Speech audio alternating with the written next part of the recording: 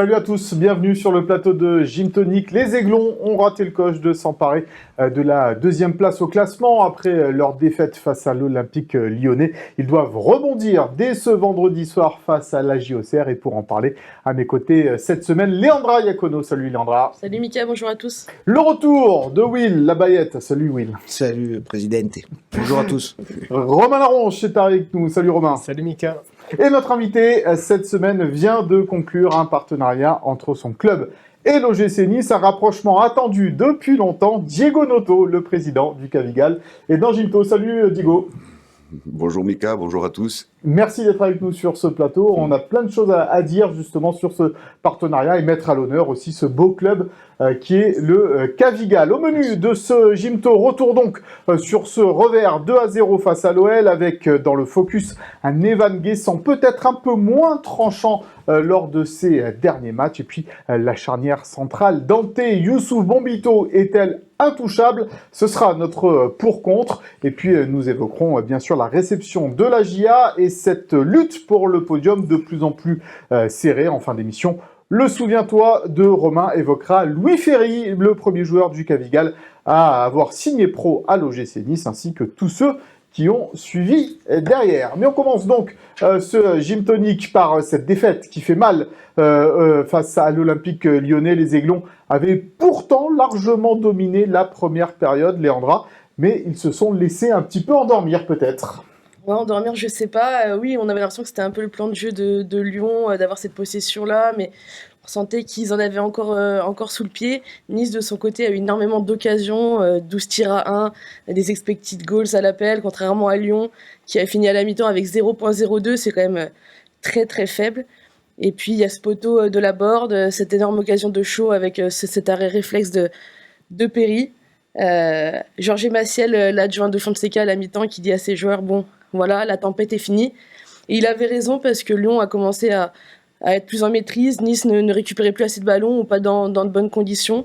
On n'a pas trop reconnu cette équipe de Nice en deuxième mi-temps. Et puis Lyon, grâce à ses entrants, Cherki, je crois qu'il a marqué au bout de 30 secondes. 23 secondes, exactement. 23 secondes, précipité par cette erreur technique de Bombito. Et Noama, exploit personnel, même si tout le monde est... voilà, il y a une perte de balle. Dante qui cadre mal, Boulka aussi qui est peut-être un peu trop avancé. Donc voilà, des erreurs que Lyon n'a pas fait, finalement. Et puis cette défaite, fin de série. Nice qui restait sur 4 victoires consécutives, fin de l'invincibilité à domicile. Donc ça fait mal quand même.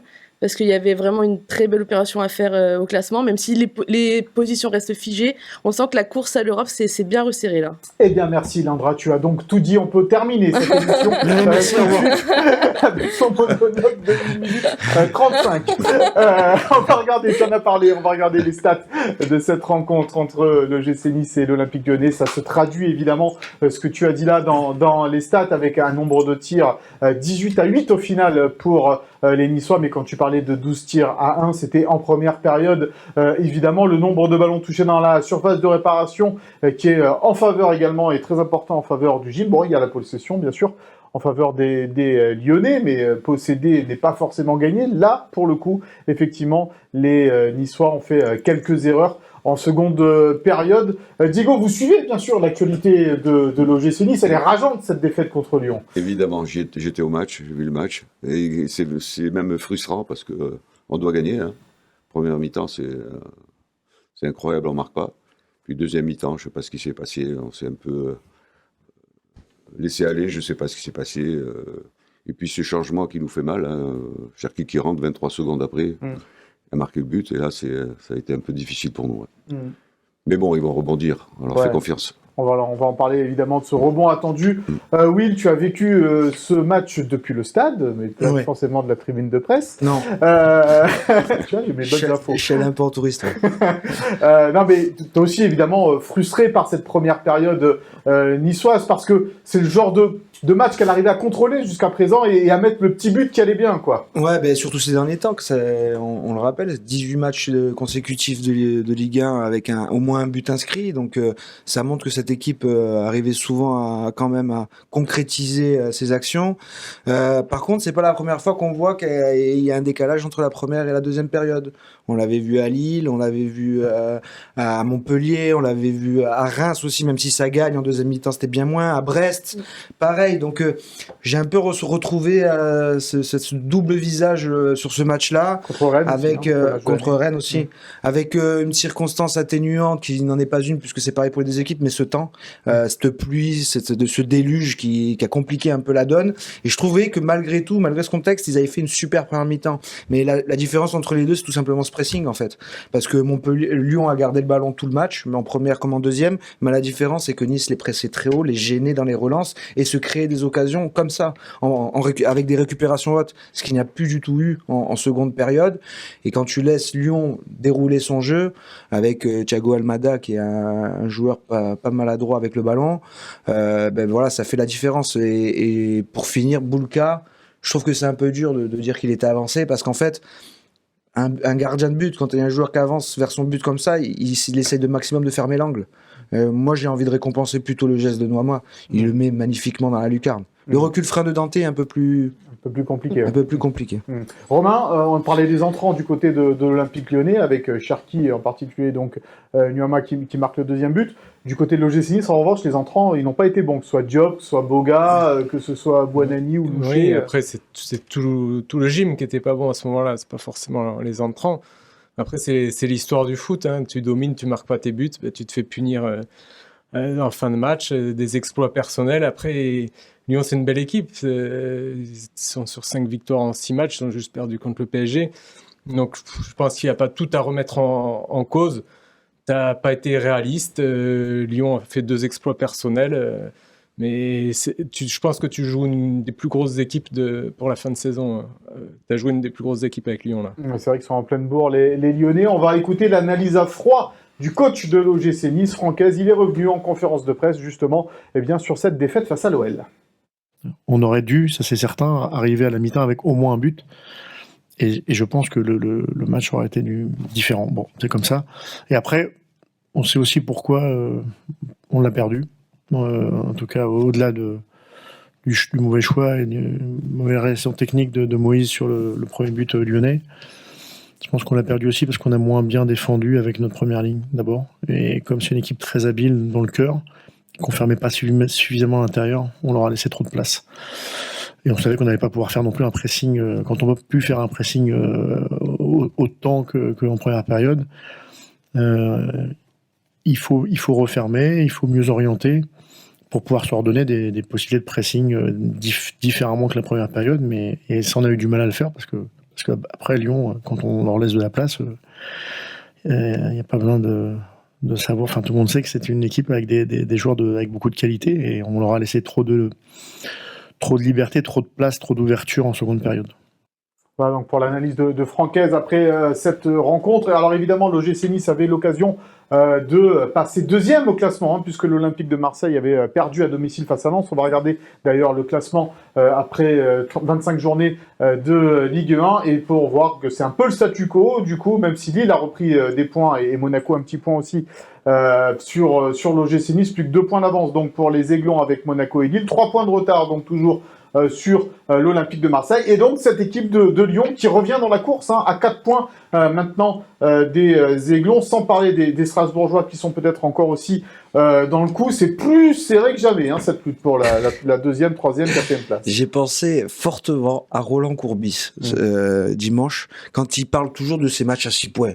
Et c'est la vérité, parce que Nice gagnait, tu mettais Lyon à 10 points, donc tu faisais un vrai creux. T'as perdu, Lyon est à 4 points. Même tu faisais nul, tu les laissais à 7, c'était bien. Tu les laissais à 7, c'était bien. Mais là, en perdant, ils sont revenus à 4. De 10, tu passes à 4. C'est quand même assez dingue. Et surtout, Strasbourg, la dynamique, sur les 12 dernières journées, c'est la deuxième meilleure équipe de Ligue 1, Strasbourg. Après PSG. C'était Nice jusqu'à présent. C'était Nice jusqu'à présent. Ouais. Donc, c'est maintenant Strasbourg, avec 27 points, Nice 26. Ça montre à quel point cette course à l'Europe, elle s'est vachement resserrée. Donc, c'est vrai que c'est la mauvaise affaire. Mais en même temps, j'oublie pas que d'habitude, le GC Nice, n'arrivaient pas à battre Montpellier, ne gagnaient pas à Saint-Etienne. Cette année, ils l'ont fait. Donc, ils ont réussi à faire ce qu'ils n'arrivaient pas, et à un moment donné, ils ont perdu contre une équipe qui a été assez forte pour la battre. Donc, les regrets sont un peu tempérés quand même. Diego, on sait très bien, on peut pas gagner tous les matchs dans une saison. Les séries sont faites pour s'arrêter aussi. Oui. Mais c'est un peu le mal niçois parfois aussi de louper cette petite dernière marche qui fait que, voilà, même s'il reste du temps derrière, évidemment. Oui, évidemment. Mais sur ce match, il faut dire que Lyon a maîtrisé le ballon tout le match. Ils ont maîtrisé le ballon tout le match. Et bon, en première mi-temps, ils étaient un petit peu inoffensifs parce que l'attaque ne faisait pas d'appel. Ouais, la Casette avait du mal. L'attaque de Lyon avait du mal. Ils ne voyaient pas le ballon. Ils ne demandaient pas le ballon. La deuxième mi-temps, quand ils ont fait rentrer les jeunes devant, ça a changé. Ça a créé des espaces. Et là, voilà, c'est là que ça a basculé, à mon avis. Et là, cette équipe en 9 points devant, qui se tiennent en 9 points, c'est quand même assez rare. Enfin là, à 9 journées de la fin. Ouais, à 9 journées de la fin, c'est quand même assez impressionnant. Donc tous les points vont compter, vraiment. On a l'impression que c'est un peu impensif, mais là, pour le coup, va pas falloir se rater. Le sprint final, il commence maintenant pour toi, Romain, ou c'est encore un peu tôt? Ouais, 9 journées, oui, je pense que c'est encore un peu tôt. Mais effectivement, ça s'annonce passionnant, c'est sympa. À suivre le retour de Strasbourg, moi, je n'avais pas vu venir du tout, quoi. Je ne les imaginais pas candidats à l'Europe.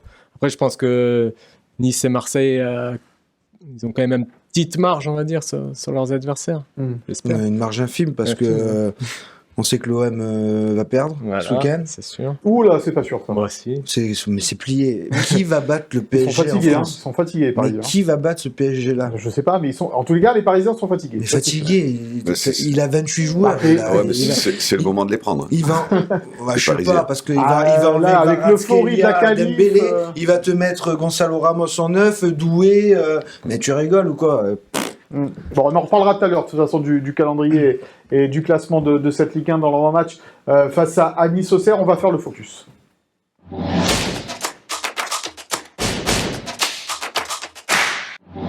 Un focus consacré à Evan Guessant. C'est vrai qu'il nous a épaté depuis le début de cette saison. Il est toujours décisif, il fait des passes D, il marque des buts également, mais peut-être un petit peu moins décisif dans le jeu, en tous les cas moins tranchant dans son attitude. C'est le petit sentiment que l'on a, qu'on va peut-être essayer de vérifier ici ou pas avec vous. Léandra, toi, tu as suivi très attentivement les dernières prestations d'Evan. Quel sentiment il te donne dans le jeu, en tous les cas? Dans le jeu. Parce que déjà, si on regarde les stats, on se dit, un attaquant, on le prend tout de suite, un but de passe en 3-4 matchs. Évidemment, voilà. Dans le jeu. Alors dans le jeu, je l'ai vu à Saint-Etienne beaucoup moins bien. En premier temps, il n'a pas existé. Et il arrive quand même à marquer. Et c'est pour ça qu'on disait justement, cet Evan Guessant, il a grandi. Parce que même quand il est moins bien, maintenant, il marque. Contre Lyon, c'est quand même lui qui se procure la plupart des occasions. C'est lui qui amène des choses. Et après, la seule différence, c'est que maintenant, je pense qu'il est, et William va peut-être en parler dans son papier de demain, mais beaucoup plus marqué par les adversaires, il y a une attention particulière, et donc il doit se réinventer aussi. Donc moins tranchant, je ne sais pas, parce que pour moi, le match contre Lyon, tu le gagnes si c'est Laborde qui est dans un grand soir. Pour moi, c'est Laborde qui croque un peu la feuille sur ce match-là, pas Guessant. Donc non, moins tranchant, je suis pas spécialement d'accord. Sur le poteau d'ailleurs, c'est Laborde qui met sa tête sur le poteau. Oui. Il me semble, mais ça vérifiait quand même que l'arbitre siffle une position de hors-jeu d'Evan Guessant au départ. Donc normalement, ce poteau, il n'aurait pas dû compter. C'est vrai. Parce que là, il compte dans les statistiques et des choses comme ça. Et pas tout le monde l'a vu peut-être, mais l'arbitre lève bien la main après pour dire il y avait hors-jeu 2 positions. Attention, parce que Evan Guessant ne touche pas le ballon sur la tête. Le ballon lui passe au-dessus sur le premier centre. Mais il fait action de jeu. Donc normalement, le poteau ne devrait pas compter dans les statistiques. Sur Evan Guessant, et sans dévoiler ce que va dire après Evan, parce qu'on l'a interrogé un peu là-dessus, Will, comment tu le situes, toi, sur ses dernières performances? Moi, je le trouve un peu plus en force que ce qu'il est arrivé à faire ces derniers temps. Je pense que ça fait partie du traitement adverse. Se sentir un peu plus marqué de près, serré, fait que t'oblige un peu à forcer tes gestes. Et moi, ce qui me remanque un peu là, c'est de la spontanéité en fait. Voilà. Je trouve que il a un peu 2, 3, 4 touches, alors qu'avant il était capable de boum sur la première décaler, donner. Parce que il y a 2-3 coups qui sont très mal joués contre Lyon. Et surtout de sa part, mais surtout de la part de Shaw. Voilà. Moi, je suis très déçu offensivement sur le match de Lyon. C'est dans la spontanéité et les échanges, en fait. Parce qu'il y avait des situations, même en deuxième période, il y a des situations de contre où avec plus de spontanéité et de rapidité dans les échanges, et ça pouvait aller au bout. Et je trouve que Evan, là-dedans, il est aussi un peu coupable. Voilà, je trouve qu'il force un peu plus. Diego, c'est l'apprentissage, évidemment, parce que Evan reste quand même un jeune joueur, très talentueux. Il va falloir qu'il apprenne aussi à être surveillé comme ça. Oui, mais moi c'est pas ça qui m'inquiète chez lui. Moi, je trouve que ça va être un top joueur parce qu'il a la vitesse, il a la bonne agressivité, il a pas peur, il va chercher le ballon. Voilà, pour moi, il manque un peu de technique encore. C'est un peu sa faiblesse. Voilà, le toucher de balle à un moment donné, faire le bon geste, voilà, le bon contrôle. Mais voilà, par contre, voilà, et je le préfère dans l'axe parce que là, c'est moins compliqué. Quelqu'un qui est un peu moins technique, c'est moins compliqué. Il est en face du but là, et il se retrouve vite devant le but et je pense que pour moi, ça va être un top joueur. Mais il faudra qu'il s'affine un peu la technique. Il s'est souvent retrouvé en côté fermé, les frappes. Perry, on s'est dit bon gardien, mais il faisait des arrêts de handball, hein, parce que vraiment, il protégeait son poteau et ça suffisait. C'est vrai que. Et à Saint-Etienne, d'ailleurs, il marque quand il est replacé dans l'axe. On va l'écouter justement, Evan Guessant. Est-ce qu'il se sent plus attendu par ses adversaires? Est-ce que ses adversaires étudient un petit peu plus son jeu? Écoutez la réponse de l'attaquant niçois. Bah forcément, quand tu fais des bonnes prestations, les équipes adverses, ils te suivent logiquement. Et puis, pour répondre à ta question, je le ressens, je le vois que les marquages sont un peu plus serrés, que voilà, il y a un peu plus de joueurs autour de moi, ils m'analysent un peu plus. Et puis forcément, c'est une marge de progression parce que ça permet de développer mon jeu avec et sans ballon. Je pense que tous les joueurs performants, ils ont droit à ça. Voilà, ça fait partie du jeu. Nous aussi, on essaye de stopper les meilleurs joueurs adverses. Donc, voilà, c'est bien pour progresser, c'est bien pour moi, pour me développer et sortir de l'adversité. Voilà, Romain, il touche un peu la rançon de la gloire, un petit peu, la rançon de son succès en ce moment, Evan Guessant, tu penses? Il est plus surveillé, ça c'est sûr. Après, moins tranchant, on parle de quoi? Du match de Lyon? De Lyon Uniquement. Lyon, Saint-Etienne. Moi, je fais moins de différence, peut-être balle au pied, quoi, tu vois. Pour moi, c'est le meilleur attaquant. Ça reste le meilleur attaquant de Nice. Attention. Hein. Donc, ouais, peut-être moins tranchant contre Lyon et encore. Il ne fait pas un si mauvais match que ça. Et non, pour moi, c'est le meilleur attaquant de Nice. Et physiquement, c'est une bête. Je me souviens, le penalty qu'il va chercher à Toulouse, là, il doit avoir 50 cm de retard. Il arrive à mettre son pied. Il a une vivacité incroyable. Non, pour moi, c'est la perle de l'OGC Nice. Alors, moins tranchant peut-être sur le dernier match. Et encore, hein, il a des stats sur les 5 derniers matchs. Donc... non. Il va devoir faire quoi là, sur cette fin de saison, Evan? Comme l'a dit Diego, est-ce que peut-être revenir dans l'axe ou partir sur un côté où il a un peu plus d'espace Moi, je suis pas persuadé que c'est son... Parce que Evan et comme son entourage, tout ça, préfèrent jouer dans l'axe. Parce qu'ils sont plus près du but, il a plus l'occasion de marquer. C'est un avant-centre, donc il va marquer des buts. Mais moi, je trouve quand même qu'il est plus efficace quand il part de plus loin. Parce il y a plus de variété dans son jeu. Sauf quand il est plus serré. Ou sauf quand il force. Comme et c'est là qu'il va pouvoir trouver la solution avec plus de spontanéité. Donc si tu joues plus en remise et tu repars, tu joues en appui, tu vas pouvoir avoir des espaces dans le dos. Tu vois, c'est à lui de trouver les parades, mais il les a les clés. Parce que moi je trouve que techniquement il a quand même des choses. Il est là où la technique lui manque le plus, je trouve, c'est devant le but. C'est là où la finition, en fait. C'est où il doit être clinique, et il n'est pas toujours clinique. Même si à Saint-Etienne, il en a une, il la met au fond. Ce qui était rare. Mais je trouve qu'il est beaucoup plus dangereux quand il part de loin. Quand il tourne autour du 9, quand il est... Et c'est vrai, je suis d'accord avec Léandra, c'est vrai que contre Lyon, au final, si l'abord est un peu plus précis et tranchant, peut-être que Guessant finit quand même décisif dans ce match-là. Bon, voilà ce que l'on pouvait dire sur Evan Guessant, et on le sait très bien qu'il va rebondir, notre Evan, et marquer par exemple contre Auxerre. Là, on peut mettre une petite pièce, non? Qu'est-ce que vous en pensez? Allez, on fait ce petit pari là, on passe au pour-contre.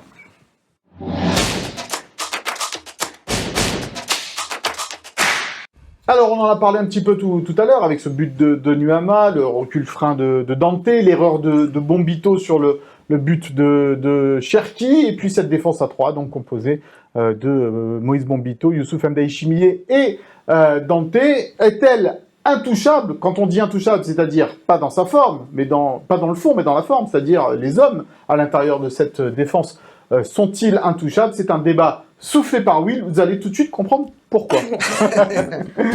Non, mais on va dire que je m'obstine. Mais avant qu'il fasse la bêtise sur le but, Bombito, il multipliait déjà les mauvais choix.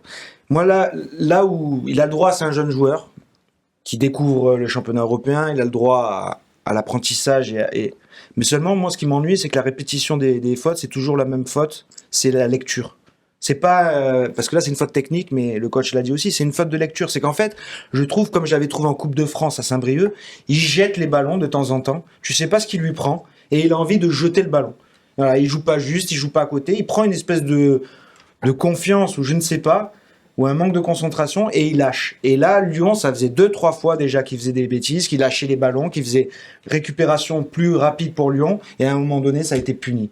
Et donc, à force que ça se répète, moi, je trouve que c'est le point faible de cette défense. Alors, autant Youssouf, je trouve que le policier dans le duel, il est imperturbable. Dante, dans la gestion, tout ça, il n'y a pas de problème.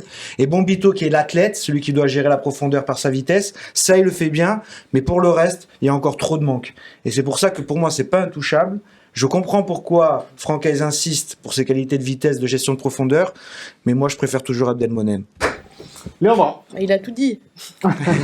Non, pour moi, elle est intouchable. Bah, voilà, c'est la défense de la 5e meilleure défense de Ligue 1. C'est une défense qui a pris des repères au fil de la saison, qui a tenu le choc aussi dans des gros matchs, et notamment le match contre le PSG à l'aller. C'est une défense qui pour moi est complémentaire, parce que voilà, Dante, comme l'a dit Will, ça va être la gestion, l'expérience, la relance aussi. Youssouf dans les duels, très fort, la sérénité aussi, balle au pied. Et je pense que ces deux joueurs qui sont incontournables ont besoin d'un Moïse Bombito qui est rapide, parce que si on mettait Abdelmonem à sa place, je pense que les trois auraient le même profil et ça se ferait pour moi une charnière trop lente par rapport à la façon de jouer de Francaise, avec des récupérations hautes et une défense très haute. Alors après, voilà, il y a Melvin Barr qui pourrait rentrer aussi dans cette défense, mais voilà, ça, finalement, je pense que le coach le préfère piston, et d'ailleurs, on l'a vu contre Lyon, il a fait un super match à ce poste-là, donc on voit aussi qu'il est en train de prendre, lui, la mesure de ce poste-là. Et on a Antoine Mendy, qui, lui, a déçu à chaque fois qu'il est entré. Donc, pour moi, aujourd'hui, il faut appuyer sur cette défense Bombito, Youssouf, Dante. Même si Bombito fait des erreurs, il est en plein apprentissage, tu l'as dit, Mika. Ça fait 1 an et demi qu'il est dans le monde professionnel. Tactiquement, voilà, il a encore beaucoup de lacunes, mais moi, je crois beaucoup en ce joueur et je pense qu'il va progresser. Léandra et Will, merci pour vos arguments. Diego, on peut comprendre les arguments des deux côtés, oui, et la frustration de Will, surtout peut-être par rapport à ces petits ballons perdus, ces petites erreurs, oui, dans des matchs importants peut-être. Oui, bon, je trouve Will un peu sévère et je rejoins Léandra. Je rejoins Léandra sur ce truc. Mais bon, mais en même temps, c'est bien d'être sévère parce que faut qu'ils entendent, qu'ils progressent. J'ai un parallèle. Koussanov à Lens. Ils l'ont acheté l'année dernière. Il a dû faire une petite dizaine d'apparitions l'année dernière. Pas prêt. Cette année, par contre, tellement bombe qu'au bout de 4 mois, il est parti pour 70 millions d'euros à Manchester City. Parce qu'il a eu le temps de travailler, parce qu'il a les mêmes qualités. Vitesse monstrueuse. Bon, il est un peu plus rugueux dans le duel, il est plus costaud, mais par contre, la vitesse, il est monstrueux. Mais il a eu le temps. Là, Bombito, je trouve qu'il est explosé beaucoup trop tôt. Voilà. Il répète trop les erreurs. Et c'est pour ça que Abdelmonem, ok, mais moi, c'est Barr. Voilà. Barr, axe gauche, et tu balances Abdi piston. Pour moi, c'est celle-là la meilleure défense. Romain, ta synthèse de tous ces arguments. De toute façon, si on fait le débat, c'est qu'il y a un problème. C'est la 5e défense, ok, mais Nice l'an dernier, c'était la meilleure défense de Ligue 1. Tu avais encaissé moins de buts à la fin du championnat qu'aujourd'hui, alors qu'il reste 9 journées. C'est pas le même style de jeu. C'est pas le même style de jeu, d'accord. Mais oui, vous l'avez dit, les 3 joueurs sont complémentaires. Mais je pense que vous avez tous les deux ouvert une piste là. Moi, je suis plutôt pour aussi Melvin Barr dans défense à 3 et Abdi sur le côté.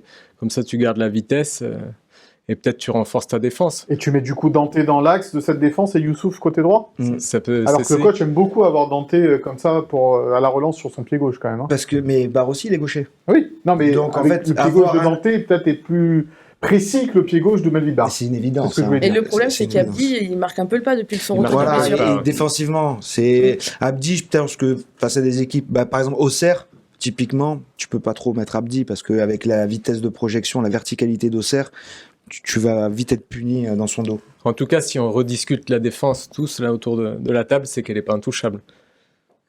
Du coup, Non, la mais réponse le est là. moment- Si je fais une fixette pour Bombitos parce que j'ai entendu trop vite, trop tôt, ah ça y est, on a trouvé le successeur de Todibo. Et ça m'a fortement irrité. Voilà, je le redis, parce que Todibo, ça se remplaçait pas comme ça. Mais Et- Todibo faisait des erreurs aussi quand il est arrivé. Hein. D'accord, mais bon, on regarde la Ouais. globalité de ce qu'était capable de faire Todibo, on regarde Bombito, il y a un monde. Mais comme on l'a dit, effectivement, Mais il y a dans l'apprentissage, mais voilà, Hmm. tempérer un peu. On va évidemment être patient avec Moïse Bombito. Et effectivement, il a d'énormes qualités. Ce joueur-là, on va parler un petit peu du Cavigal et de l'OGC Nice dans le tac au tac.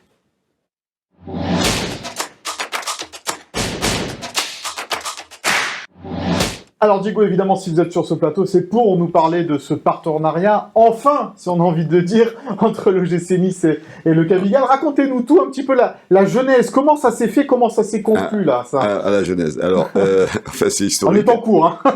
C'est historique puisqu'on n'avait jamais fait un tel partenariat. Il y a eu des moments d'accalmie, hein, notamment avec Maurice Cohen et après un petit peu avec Gilbert Celardo. Mais là, vraiment, c'est un vrai partenariat avec une vraie entente. Voilà, donc nous, on est très contents parce qu'on attendait ça depuis pas mal de temps, hein, parce que on en a parlé tout à l'heure en off. On a des clubs français qui sont venus nous solliciter pour prendre des partenariats avec le Cavigal. On a toujours refusé, même avec beaucoup d'argent. On a eu pas mal d'offres et on a toujours refusé parce que nous, notre club, c'est l'OGC Nice. Voilà, il faut que ce soit dit et entendu. Il y a des gens qui le comprennent pas, ils pensent qu'on est en guerre tout le temps avec l'OGC Nice. Non, on n'est pas en guerre contre l'OGC Nice, on était en guerre dans la façon dont il gérait les contacts avec le Cavigal et comment et le recrutement sauvage qui était fait dans notre dos ne nous plaisait pas du tout et nous a jamais plu et nous plaira toujours pas.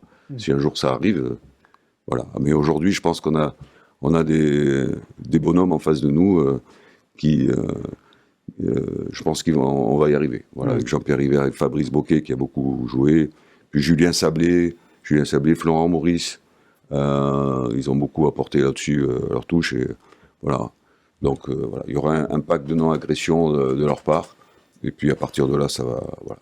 Alors concrètement, ce partenariat, il sert à quoi? C'est-à-dire que les joueurs préformés au Cavigal ont plus de chances maintenant d'atterrir sainement, on va dire ça comme ça, à l'OGC Nice? Oui, parce que ce qui était un peu blessant pour tout le monde, c'est que l'OGC Nice voulait prendre des enfants très très jeunes.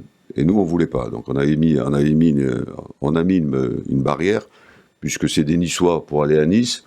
On joue au même niveau. On pense que au niveau des éducateurs, on n'est pas trop mauvais. Bien sûr, on n'a pas les éducateurs qu'en l'OGC Nice, mais on n'est pas trop mauvais. On l'a prouvé hein, depuis j'allais dire la nuit des temps. Hein. On a quand même plus de 200 jeunes qui ont signé dans les centres de formation, une centaine qui ont joué en pro. Donc on a quand même une référence. Hein, pour parler de référence, je me souviens une année, on avait trois joueurs issus du Cavigal qui étaient dans le vestiaire de l'équipe de France. Herbin, Camerini et Rostani. Ah, Rostani. Et Rostani, c'est quand même une référence. Puis les Baratelli. On en parlera après avec Romain, effectivement. Voilà, donc ça veut dire qu'on n'est pas trop mauvais. On n'est pas trop mauvais. Voilà. Et on estimait que le GC Nice, puisque on était dans la même ville, ne devait pas toucher nos enfants jusqu'à l'âge de 15 ans. Et puis non, ça se faisait jamais parce qu'ils avaient toujours peur de perdre la pépite qui faisait que. Et là, il y avait des problèmes. Après, l'association qui a longtemps tenu le centre de formation, aussi, ne jouait pas le jeu non plus. Hein. Donc les pros se retrouvaient un peu coincés dans cette guéguerre. Qui voulaient pas, mais ils étaient comme c'était le GC Nice, ils prenaient souvent part pour l'association, mais ils nous disaient on veut pas se fâcher. Là aujourd'hui, ça a l'air d'être aplani. Bon, ils commencent à recruter à partir de l'âge de 12 ans. Voilà, donc ils vont continuer à recruter nos enfants jusqu'à partir de l'âge de 15 ans, mais quand il y aura des exceptions, À ce moment-là, quand il y a vraiment des exceptions, à ce moment-là, il y aura une discussion. On pourra le faire partir avant. En bonne intelligence. En bonne intelligence, voilà, en bon partenariat. On va se voir souvent. Ils vont venir chez nous, ils vont venir voir des entraînements, ils vont nous montrer comment on peut avancer aussi dans nos entraînements. On va aller les voir aussi travailler. Voilà, on va apprendre de chacun. Le réservoir est important là au Cavigal. Vous savez s'il y a des jeunes joueurs qui ont la possibilité d'aller à l'OGC Nice derrière? Oui, bah, notamment là, ces 4 dernières années, nos 17 nationaux, c'est pas des jeunes, hein. C'est des 17 ans, c'est des 16 ans. Nos 17 nationaux sont partis, il y en a 3 ou 4 joueurs par an qui sont partis dans les clubs pro. Il y en a un, Elias, qui joue à Strasbourg, là. Et celui-là, on l'avait proposé à l'OGC Nice, on l'aurait emmené sur un plateau à l'époque. Ouais. Hein. Ah non, parce que c'était Cavigal, à l'époque.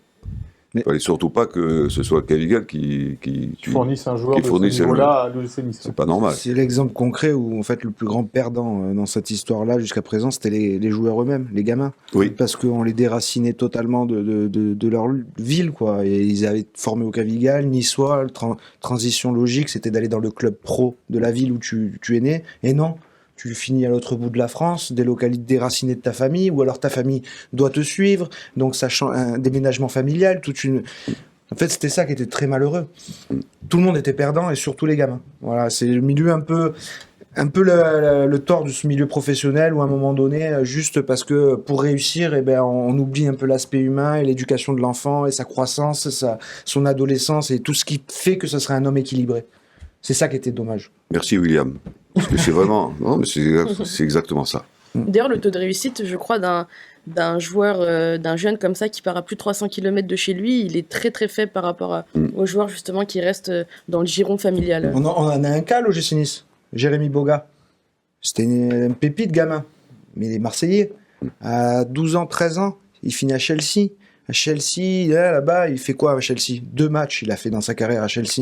Et au final, Sassuolo, truc et tout, il passe par des chemins de traverse pour finalement arriver à être pro. Et pourquoi partir à Chelsea aussi vite? Pourquoi personne ne lui a donné ça? En fait, c'est ça, voilà. C'est un peu tout le problème. Je pense que le football, à un moment donné, est parti un peu en cacahuète sur ce sujet-là. Et le manque d'argent aujourd'hui, la diminution, va faire que ces choses-là vont rentrer dans l'ordre. Et l'OGC Nice, enfin, quand ils ont dit maintenant, on veut vraiment avoir une identité plus forte, quand il y avait le partenariat Fleury-Burel, voilà, un partenariat qui a du sens. Cavigal, des Niçois. Ça a du sens. Oui, et oui, quand on voit, je suis encore une fois complètement d'accord avec William, quand on voit tous ces enfants qui sont perdus parce qu'ils partent n'importe où, ils essayent et souvent c'est des échecs. Là, sur ce cas-là, encore, il a réussi, mais il a perdu du temps, à mon avis. S'il avait mieux travaillé, il serait encore beaucoup plus fort. Mais c'est vrai, ça ne devrait pas arriver. Mais bon, c'est comme ça. Aujourd'hui, combien d'équipes de jeunes au Cavigal? 36 36 équipes. On a 80% de garçons et 20% de filles. Et du coup, évidemment, c'est le cursus classique de jeunes joueurs. Et à partir de quel âge on commence à se dire « Ah tiens, peut-être que lui, il pourrait intéresser, pourquoi pas, un club un peu plus grand ?» Alors moi, je suis assez pointu là-dessus parce que j'ai fait un peu ma vie sur le stade Beaubremont, hein. Donc, et je me suis toujours intéressé à la préformation, à la formation, hein. C'est un peu mon truc. Je pense qu'on voit, on voit très vite dans le comportement d'un enfant dès l'âge de 10 ans s'il a des capacités. On voit dans sa course, on voit dans quand il part dans le bon endroit, quand c'est inné, quoi, on le voit. Après, ce qui est compliqué, c'est des phases. Et quand il devient un peu bon, au bout d'un moment, et quand il devient très bon, au bout d'un moment, tout le monde le sait. Tout le monde en parle. Et là, c'est le gros problème, c'est les parents. Le fameux projet Mbappé qu'on appelle maintenant. Voilà. Ouais. Donc là, ça devient un calvaire pour le petit. Et souvent, il est endoctriné par le père, parce que le père dit « mais c'est moi que tu dois écouter, c'est moi qui connais mieux qu'eux, c'est moi, ainsi de suite ». Et le petit, il est perdu. Et là, c'est du gâchis, quoi. Et là, c'est aussi un travail aussi à faire avec les parents, mais là, c'est compliqué. Mais pourquoi c'est compliqué? Parce qu'ils n'écoutent pas les éducateurs aujourd'hui, ils voient que les dollars potentiels? Non, parce qu'à un moment donné, pour moi, à partir du moment où on a le physique, Pas besoin de faire 2 mètres, hein, mais je parle un physique, même quand Barcelone a des petits gabarits, mais ils ont le physique. On a le physique, on a la technique, on a la vista, on a à peu près tout du bon footballeur. Après, la différence se fait avec le mental. Et si le petit a 14 ans, il sait déjà à 14 ans qu'il va être le plus grand pro du monde, eh ben, il va pas y arriver, quoi. Il va pas développer un mental suffisamment Non. Costaud Non.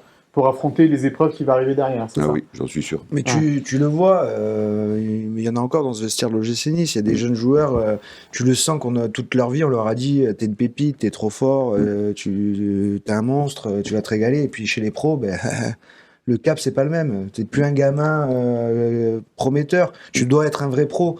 Et là, le cap, ben, tu vois que certains, quand ils ont été trop coucounés, ben, ils passent pas. Oui. Ils passent pas. Oui, complètement, parce que un enfant, c'est-à-dire que c'est un peu compliqué, parce qu'il faut qu'il travaille bien, donc il faut des bons éducateurs pour qu'il travaille bien. Mais plus il va y aller tard, pour moi c'est 15-16 ans, mieux c'est pour lui. Parce qu'il va se dire, là, j'ai du boulot, il va falloir que je m'accroche. Les types là-bas, ils sont au centre depuis 5 ans, moi j'arrive, il va s'accrocher, il va se battre, il va travailler. Il va essayer de gagner sa Et place. il va essayer de gagner sa place. Et il n'a pas le même mental. Et Quelqu'un il y qui a cette fraîcheur aussi. Parce que Oui. vivre dans un centre de formation dès l'âge de 12 ans, je pense que mentalement aussi, c'est éreintant, répétitif, c'est hein. épuisant, Mm. c'est une exigence au quotidien dans un centre de formation. Avoir des gamins qui sont dans des clubs de quartier, Oui. où Oui. il y a plus de fraîcheur, il y a plus je pense, hein, l'ambiance copain, ça se fédère plus facilement parce que tu restes jouer au football comme dans la cour de Ça reste récréation. un jeu. Comme dans Ça la reste un cour de jeu, récréation. c'est un plaisir. Et un gamin, normalement, c'est ça. Et même le football, normalement, c'est ça. Je me rappelle de Adrien Urcea, qui était coach à Nice, qui me disait tout le temps ça. Moi, je veux que mon équipe joue comme dans un cours de récréation. Et donc, un enfant qui a baigné dans le pratique du football entre copains et plaisir, garder ce plaisir, à un moment donné, ça va lui permettre de le garder ancré en lui. Et même s'il devient pro, de garder en lui cette notion de plaisir. Jouer au foot pour le plaisir et pas seulement de vouloir réussir parce que papa, maman, ils t'ont mis tous les espoirs de la famille dessus, parce qu'il y a le pactole qui va tomber, tu vas nourrir toute la famille. Voilà. Et on tue des gamins. Et au final, il faut expliquer qu'il n'y en a qu'un de Kylian Mbappé, Ben et oui. que sortir, avoir des gamins Un comme ça, tous les 50 et ans. un Ouais. tout voilà, Ouais. dans des Ouais, périodes c'est ça. assez longues. Donc, comment faire comprendre aux parents aujourd'hui de mettre un petit peu moins de pression et sur les éducateurs et sur les enfants surtout pour dégager cette pression-là? Eh ben, pour tout vous dire, on n'y arrive pas. Ouais. On n'y arrive pas, ils Ouais, n'écoutent mais pas. je comprends Ils ça comme n'écoutent pas, puissance, hein. c'est bloqué dans le cerveau. Moi, mon fils, c'est Mbappé, quoi. C'est comme ça. Mais non, c'est le meilleur joueur du monde. Je pense que c'est pas le problème du Cavigal, c'est un problème. Ah, C'est un problème, bien sûr, Bien bien sûr. sûr. C'est un problème Oui, dans oui. tous les C'est le clubs de problème foot du aujourd'hui. Gazélec, c'est Oui, tous les oui. petits clubs même, ils ont Oui, les mêmes oui, problèmes. oui, hein. oui. Dès que le petit a marqué 3 buts Voilà. en poussin. Avec des recruteurs peut-être aussi autour des stades de plus en plus tôt. Les recruteurs, voilà. Et puis, bon, on est un peu Recruteurs, gangréné agents. aussi par les faux agents Voilà. de joueurs qui sont. Voilà, les agents de joueurs, on voit un peu dans tous les clubs des gens qui sont plutôt mal Des payés. rabatteurs. Ouais, des rabatteurs, voilà, exactement, c'est le Ouais. mot. Voilà, les rabatteurs qui viennent essayer de draguer l'éducateur, de se faire copain, de lui payer un café, et le petit, comment il est, on peut pas voir les parents, et ainsi de suite. Bon, Il faut légiférer sur ça, il faut mettre de l'ordre dans tout ça, selon vous, Thibaut. moi, quand j'y vais, je les mets dehors. Ouais. Moi, je les mets dehors. C'est au club de faire la police, en fait. Malheureusement. Hein. Mais légiférer à un tel problème, tu peux pas parce que c'est tellement un gros point économique, déjà, pour tous les clubs. Tu vois, aller chercher la pépite le plus tôt possible, ça va te faire gagner de l'argent parce que C'est ça. tu vas économiser sur sa formation, entre guillemets, puisque c'est toi qui vas le former, et après tu vas gagner le pactole quand tu vas le vendre. Donc il y a toutes ces idées d'argent, de toute façon, voilà, aujourd'hui, On est là. l'argent, et t'es pollué par ça, et il y a aussi ce fait qu'aujourd'hui, les gens ils sont persuadés d'avoir toujours raison. Voilà. Le boulanger va expliquer au boucher comment on coupe la viande, l'avocat qui va expliquer au flic comment il doit appliquer la loi. C'est comme ça, tout le monde. C'est un Donc, problème générationnel. voilà, donc le parent est persuadé qu'il sait comment mieux que l'entraîneur, mieux que l'éducateur, mieux que quiconque, oui. si son fils est bon ou pas. Mais là, vous pouvez en profiter pour passer un message à ces parents-là. Thibaut. Qu'est-ce que vous aimeriez leur dire justement moi, j'ai envie de dire, Bosetti, il a écouté, il est parti à 16 ans, il est devenu pro. Et on a des cas comme ça. Daniel Sanchez est parti, il était junior, il était équipe de France junior, il est parti à l'OGC Nice, il avait 18 ans. Et Eric Roy, que j'ai entraîné pendant 3 ans, il est parti au l'OGC Nice à 18 ans, en croyant qu'il allait jamais y arriver, parce qu'on disait bon, encore qu'il a eu de la chance, il y a quelqu'un au l'OGC Nice qui a dit bon, ben je pense qu'il a quelque chose, je vais le faire. Voilà, parce que sinon il y avait personne qui le voulait. Et nous on disait mais prenez-le, mais c'est incroyable, prenez-le, vous allez voir. Voilà. Donc, Être patient.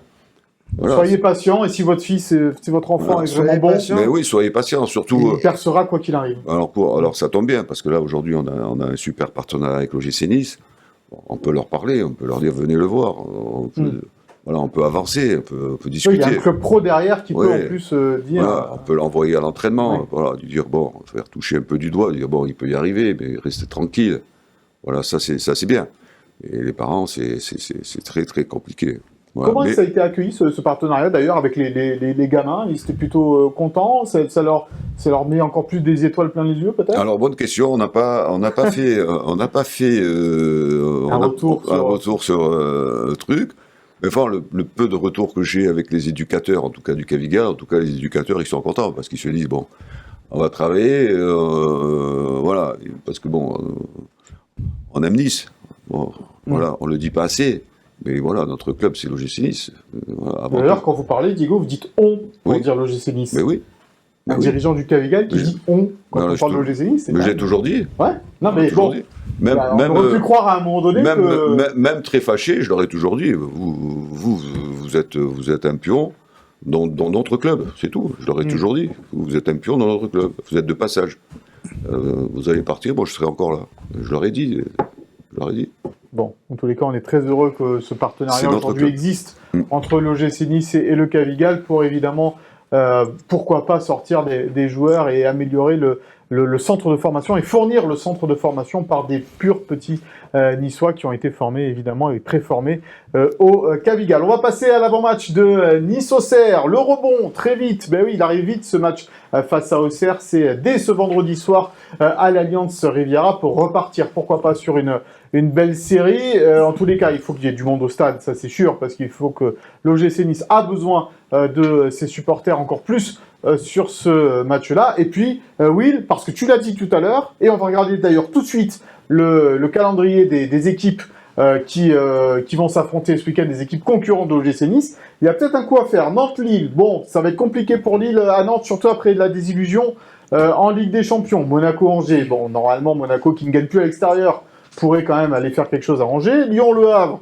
Le Havre qui joue le maintien et qui revient bien. Strasbourg-Toulouse, les deux équipes qui sont assez en forme, avec une équipe strasbourgeoise quand même plus en forme que Toulouse. Et puis de PSG-Marseille, où donc l'OGC Nice a l'opportunité de passer à la deuxième place. Tous les week-ends, tu as l'opportunité.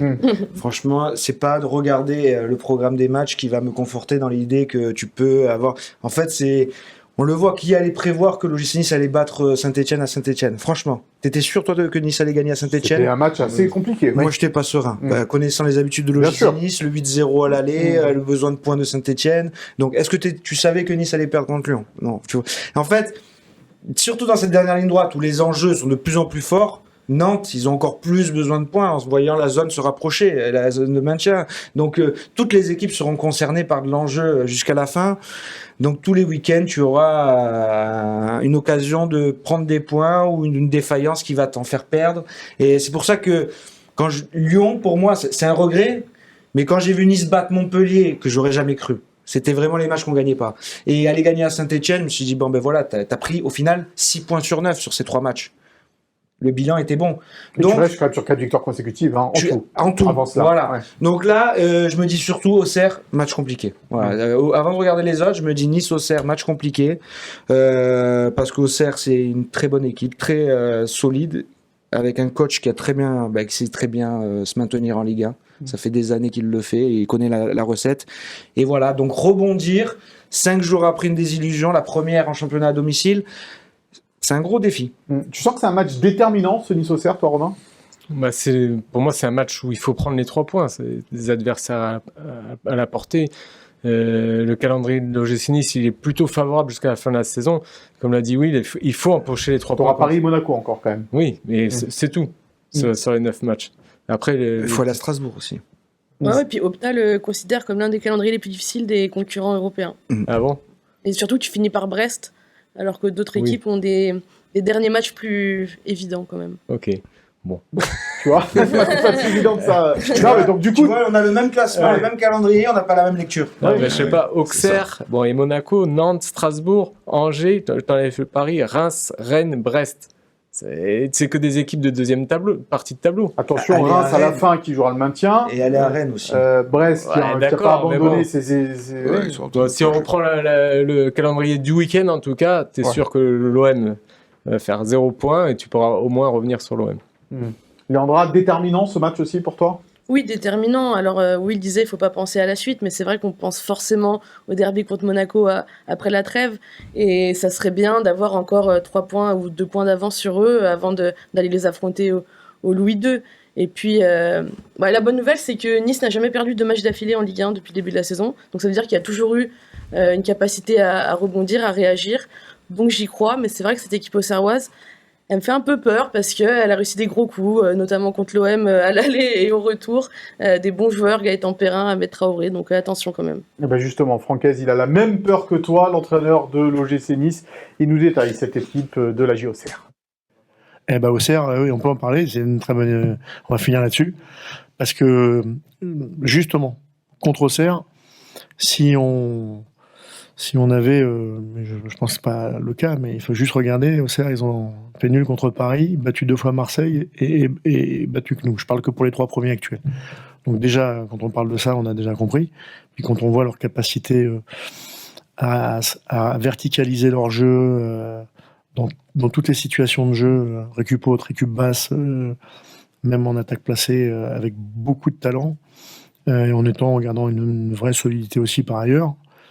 Et il faudra qu'on soit à un bon niveau un très bon niveau même pour les battre. Ça, c'est l'évidence. Ah, être à un haut niveau pour battre cette équipe d'Auxerre qui fait figure un peu d'épouvantail, a priori, hein, ces Auxerrois, Diego. Oui, ça va être compliqué, mais je pense qu'ils vont les battre quand même. Je pense qu'on va les gagner parce que là, ils doivent se rattraper du match perdu contre Lyon. Ce que vient de dire Franck, c'est très intelligent. Il a compris, donc je pense qu'il va trouver la bonne formule. Et puis Leandra l'a dit, oui, Nice, cette saison, c'est pas une équipe qui doute, au final. Non, qui a réussi justement à effacer du moins les doutes d'un match à l'autre. La plus grande preuve, ça a été la Coupe d'Europe. Après des matchs très décevants le jeudi, eh ben, le dimanche, tu as accroché le PSG, tu as accroché Lille, tu battais Monaco. Donc, tu as toujours eu cette capacité de réaction. Il n'y a qu'une fois où tu as pris Glasgow et Lyon en 8 buts en deux matchs. C'est la seule fois où tu as vraiment un peu coulé. C'était l'arbitrage. Il y avait l'arbitrage et il y avait aussi les blessés toujours. C'était la période un peu creuse. Ah oui, là, c'était la grosse période. Voilà. Où t'avais eu Donc c'est vrai que quand il y a eu un effectif assez cohérent, tu as toujours eu une réaction. Après, Saint-Brieuc, petite crise aussi. Au final, il y a cette victoire contre Lens tout de suite. voilà. Saint-Brieuc, t'as 4 victoires consécutives. Voilà. Cette capacité. Après, c'est la grande force aussi, encore une fois, du coach, faut le dire. Il arrive, malgré les difficultés du jour, à toujours trouver le levier pour que son équipe réagisse quelques jours après. J'avais une petite stat qui montre aussi la difficulté de ce match contre Auxerre. Meilleur duo en Ligue 1, Barcola, Dembélé. Deuxième, Greenwood, Luis Enrique. Troisième, Guessant Laborde. Quatrième, Ahmed Traoré Perrin. En nombre de buts, des passes D inscrits. 18 buts à eux deux, 19 Laborde Guessant.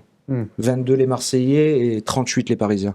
Mais voilà, on a un binôme en face qui va te mettre en danger défensivement, attention Bambito, et une équipe qui est solide défensivement, donc va falloir faire un gros match. Mais comme Diego, j'ai confiance en cette capacité. Diego, on parlait de Francaise en tant qu'éducateur, évidemment, vous n'êtes que pas surpris, mais très content du travail effectué par Francaise aujourd'hui à l'OGC Nice. Oui.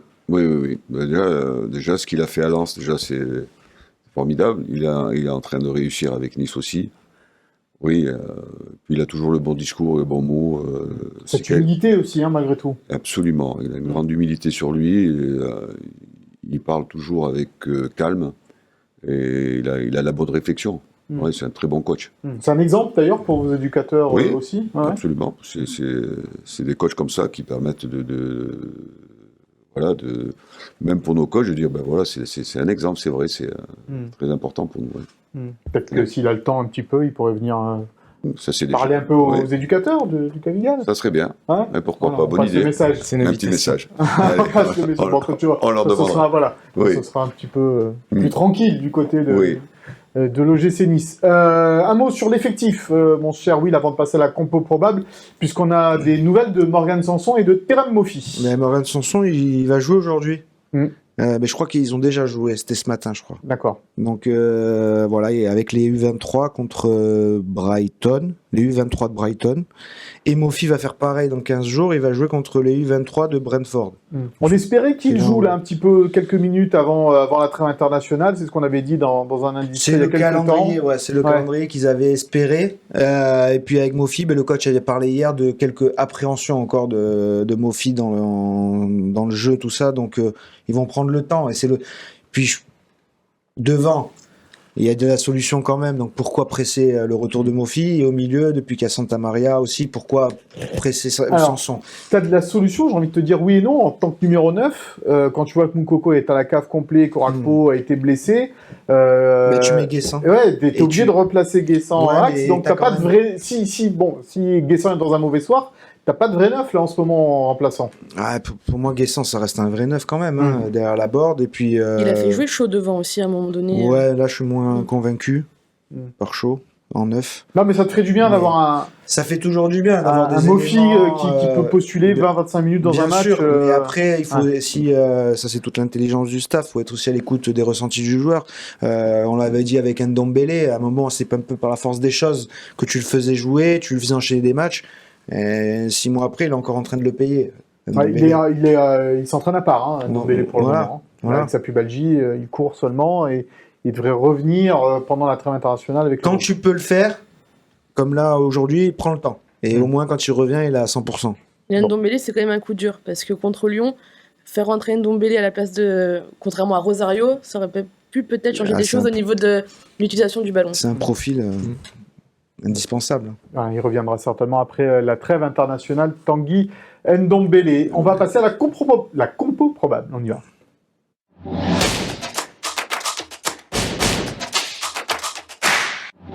Le retour de Will devant le tableau de la compo probable. Alors, elle s'est guère trompée, hein, Léandra, pendant ton absence. Du coup, je vais la copier.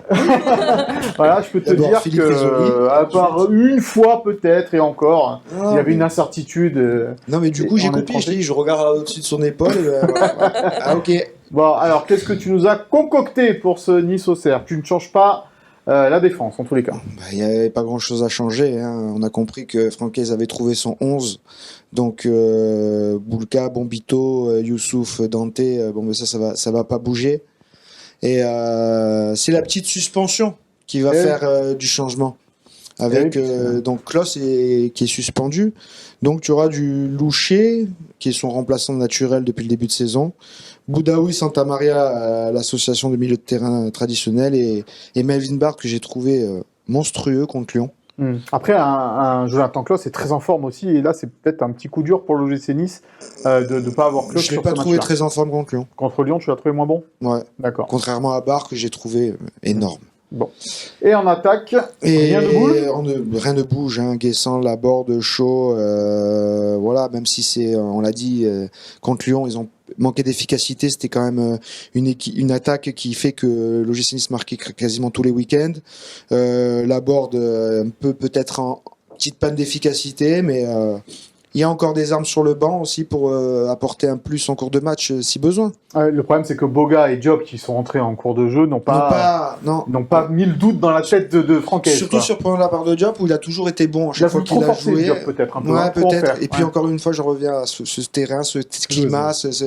C'est particulier, hein. Des fois, voilà, ça complique Personne les n'aime entrées. jouer sur une pluie comme ça, battant. Ben, quand tu restes en plus 60 minutes sur le banc, tu rentres sous un déluge, c'est pas toujours facile. Mais bon, Cherki, ça va pas empêcher de marquer. Effectivement. Voilà. Voilà donc pour la compo probable de ce Nice-Auxerre, donc du côté de l'Alliance Riviera, vendredi soir à 20h45. Alors je crois on annonce encore un peu de pluie. Hein. On est sur une belle semaine. Ouais, Ouais. c'est une très belle semaine, un temps, Semaine de pluie. un temps assez exécrable sur la Côte d'Azur. Ça fait de la neige en montagne, par contre, ils sont contents ceux qui veulent aller skier, tant mieux, mais alors pour sortir et prendre un peu le soleil, c'est plus compliqué. Le souviens-toi avec Romain.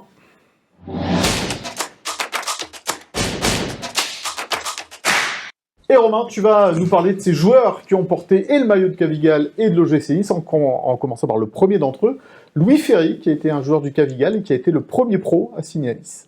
Voilà, donc un focus particulier sur Louis Ferry, qui est né à Oran, qui est toujours en vie, il a 90 ans, il vit à Nice. Et donc là, on le voit, c'était il y a 3 ans quand il a été accueilli, mis à l'honneur au Café des Aiglons et en avant-match de l'OGC Nice. C'est un enfant du Cavigal, parce que même s'il est né à Oran, il est arrivé à 8 ans au Cavigal, il y a passé 10 années. Et c'est pas le premier joueur à avoir signé pro parce que c'est Robert Herbin, mais c'est le premier joueur à avoir joué en pro du côté de Cannes, parce qu'il est parti d'abord à Cannes puis après à Toulon chez les jeunes. Et il a pas signé pro à ce moment-là. C'est à Rennes qu'il signera pro en 1960. Donc là, on le voit quand il était jeune et élégant. Il jouera son premier match le 4 septembre 1960 contre Reims. Il n'y restera qu'une saison. Après, il partira 2 années à Limoges en 2e division. Donc, on est en 1964. L'OGC Nice est descendu en 2e division et pense à un Niçois pour essayer de monter cette opération maintien. Donc, Louis Ferry signera à l'OGC Nice. Ce sera une super saison parce qu'ils se finiront champions de D2 et remonteront en D1. Ils font un quart de finale de Coupe de France. La saison suivante, il restera titulaire de l'OGC Nice, donc on est en 65-66. Mais sa 3e et dernière saison chez les pros, il perdra sa place parce qu'il y a Marcel Aubourg, le futur international français, gardien de but historique, qui lui piquera sa place. Et il restera ensuite fidèle au Cavigal. Il y passera de nombreuses années. En 2022, dans nos colonnes, il déclarait ceci: « Je me suis épanoui ici en parlant du Cavigal. J'ai eu cette chance d'avoir été formé au Cavigal qui a fait de moi un homme. Quand j'ai perdu mon père très jeune, Bob Raymond a fait en sorte que ma mère ne soit pas seule, qu'on l'aide. Ce n'était pas que du ballon, c'était l'école de la vie. » Donc il a été reconnaissant envers votre club, et un club, vous l'avez dit tout à l'heure, qui a sorti 200 jeunes qui sont allés dans les centres de formation, une centaine qui sont passés pro. On va en citer quelques-uns. Robert Herbin, le tout premier, le Sphinx, mythique joueur des Verts, puis coach qui a été 23 fois international à l'équipe de France. Dominique Baratelli, Daniel Sanchez. Il y en a eu d'autres, Roger Ricord, Charlie Marchetti, René Galliana, Eric Roy. Et le dernier, c'est Alexis Bosetti, le dernier joueur formé au Cavigal qui a porté les couleurs de l'OGC Nice. Le dernier, mais on espère qu'il y en aura d'autres derrière avec ce partenariat. Aucun doute. Il y a une fierté, évidemment, Diego, de voir tous ces noms. Oui. Voilà, et Louis Ferry qui a représenté le club. Louis que je connais bien, que je connais depuis 60 ans. C'est un homme adorable. Et son cœur, il est Cavigal à 1000%. Il a dit tout à l'heure, c'est vrai que quand c'était une fratrie, je crois qu'il y avait 6-7 enfants, la maman toute seule, quand il a signé au Cavigal, Bob s'est occupé pour trouver du travail à sa maman, trouver des appartements, enfin. On continue un peu comme ça, hein. On essaye d'aider à droite à gauche, ça devient de plus en plus difficile, hein, mais on continue, on veut garder cet esprit, hein. D'ailleurs on dit c'est l'esprit Cavigal, c'est d'abord la famille, c'est d'abord l'entraide, le partage, la solidarité, ce qu'on disait tout à l'heure, on ne pense pas à faire des pros, on pense à faire des hommes. Quoi. Voilà. Et puis c'est pas que le football le Cavigal, hein, il faut le préciser. Il n'y a pas que aussi, le football, hein. Il y a 13 sections, C'est un club omnisport assez omnisport. reconnu, que ce soit mais on a table, le handball. On a des sections, basket. des sections qui jouent en pro, hein, tennis de table, le hand et surtout le basket qui est en Ligue 2. Voilà, on est très content. Voilà, c'est un peu compliqué parce que il faut beaucoup d'argent dans le monde pro, mais ça va, on se débrouille. Avec nos petits moyens, on se débrouille. Le futur Alexis Bosetti, là, il est en ce moment dans le Cavigal, sans nous dire de nom, évidemment, pour pas lui mettre de pression, mais il y a quelqu'un là que vous voyez en ce moment, le futur Alexis Bosetti, malheureusement, ça s'est pas fait l'an dernier, la saison dernière, là, on en a un là, qui... Malheureusement, c'était avant le partenariat, on n'a pas pu le garder, il est parti, il a signé dans un club allemand. Voilà. Là, ça c'est une pépite, ça me fait de la peine qu'il n'ait pas signé à Nice. Un attaquant, je pense que c'est un futur grand attaquant. Bon, il reviendra peut-être. Non, on reviendra, mais on va travailler pour pour plus perdre de joueurs. Ouais. Bon, en tous les cas, on suivra ça avec attention et on est ravis évidemment de ce partenariat entre l'OGC Nice et le Cavigal. Diego, merci beaucoup d'avoir été sur Merci ce à plateau. vous, je suis ravi. Merci à tous. Merci beaucoup. Merci Diego. Merci Landra, Will, Romain, comme d'habitude vous avez été parfaits. Merci à Sophie Doncé, Chloé Boirgard et Philippe Bertigny à la préparation et à la réalisation de cette émission. Pas d'émission la semaine prochaine, c'est la trêve internationale. On se retrouvera donc la semaine suivante pour un nouveau numéro de Gym Tonic. D'ici là, allez au stade, portez-vous bien, passez une bonne fin de semaine et à très bientôt. Bye bye.